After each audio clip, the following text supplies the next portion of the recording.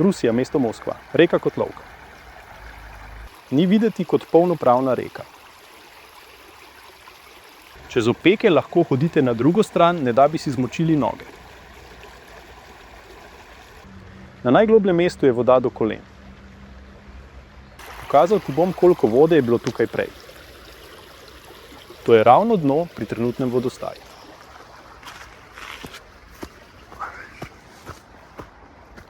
In to je ravno dno starodavne reke. Strmi breg starodavne reke. Prej je bila voda na tej gladini. Pokazal vam bom z drugega zornega kota. To je starodavna obala. To je starodavno dno.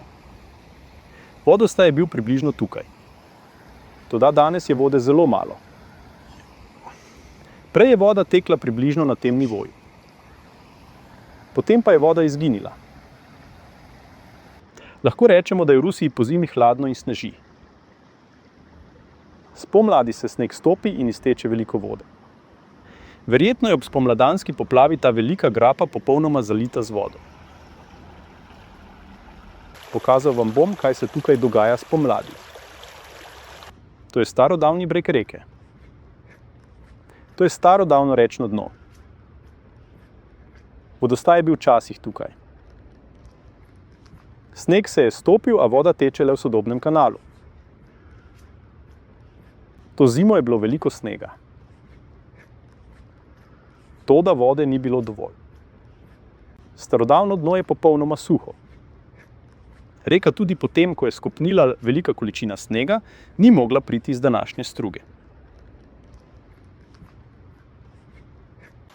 Lahko rečemo, da je majhna reka v mnogih letih postopoma odplaknila globoko in veliko grapo. Primerjajmo teren. Tukaj je breg starodavne reke. Tukaj je ravno dno starodavne reke. Poglejmo sodobno smer. Tukaj je sodoben breg reke. Tukaj je sodobno ravno dno.